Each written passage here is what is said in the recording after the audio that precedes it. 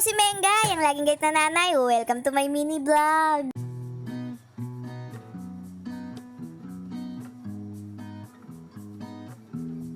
Kamusta mga kumare? Halina't samahan nyo ko mag-prepare nitong ulam namin ngayong hapunan. Dahil nga sa kakapanood ko sa social media, nag-crave nga ako dito sa Cordon Bleu. Nakakabili nga ako ng halagang 120 pesos na chicken breast. Pinagiling ko na, nilagyan ko na ng salt and pepper at chinil ko muna sa rep. At ito na yung kinabukasan, nilagyan ko na siya ng bawang at sibuyas, isang itlog, tapos 3 kutsara ng harina. Sinamahan ko na rin pala ng kalahating chicken cubes para malasa ang ating gagawing cordon bleu. Dahil meron akong natirang ham at saka ng cheese, hihiwain ko sila ng pa-cubes para kasya sila dun sa gagawin kong cordon bleu balls. Swak na swak nga ang recipe na to para sa katulad kong low budget. At ito na nga ang sumunod, binalatan ko nga itong keso na to. Alam nyo bang melted cheese to? Mas okay kasi tong ilagay kasi pag naluto natutunaw. At nung matapos nga ako maghiwa nung keso,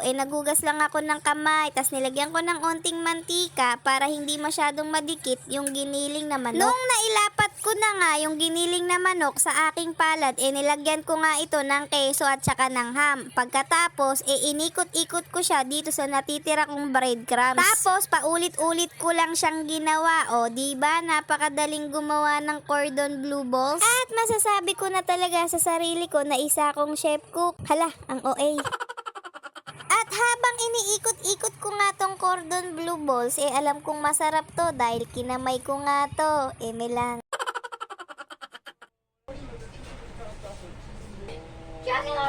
At eto na yung mga natapos kong gawin. Nakagawa nga ako ng 15 pieces na chicken cordon bleu balls. Diba? Napakasulit ng halagang 120 pesos na chicken giniling. Kaya hanggang bukas may ulam pa nga kami ng mga anak ko. At pagkatapos ko nga nilagay ko muna sa rep at ichichill ko nga muna ng 1 oras. At habang nagchichill siya doon, eto magsasalang muna ako ng sinaing. At baka dumating sa punto na makalimutan ko na naman yung sinaing. Mayayari talaga tayo niyan kay Diyosawa.